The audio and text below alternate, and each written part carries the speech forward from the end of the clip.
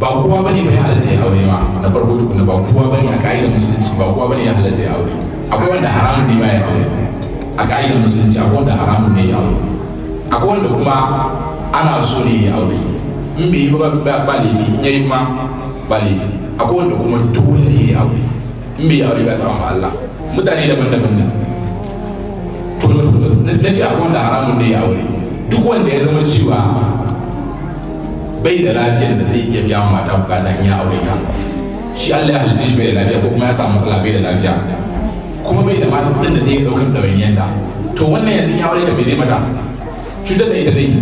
shi zai ba zai iya biya mata bukata ko kuma ba zai iya daukar ɗawainiyar rayuwar ta ba kaga wannan in ya aure ɗan mutane ba cutar da ita dai saboda haka shi wannan haramun ne ya aure alal akalla a wannan lokacin da yake cikin wannan matsala har sai ya samu lafiya sai dai ta neman magani in ya samu lafiya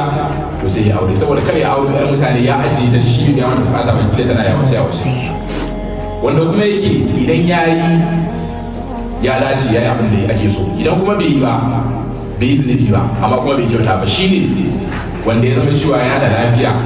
amma idan bai yi auren ba zai iya zama shi bai yi zina ba abin da zai faru ko bai aure ba zai iya zama bai yi zina ba har ya mutu ba zai yi zina ba ko da bai aure ba to shi wannan idan ya yi ya kyauta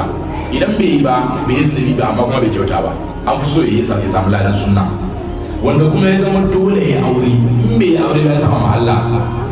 to shine wanda Allah ya bashi wadata yana da dukiya kuma a ɗabi'a yana da lafiyar da idan bai aure ba akwai matsala dole sai ya yi zina to shi wannan dole ne ya aure in bai aure ba ya sama ma Allah wajibi ne ya aure a kan shi to akwai irin waɗannan abubuwan so magana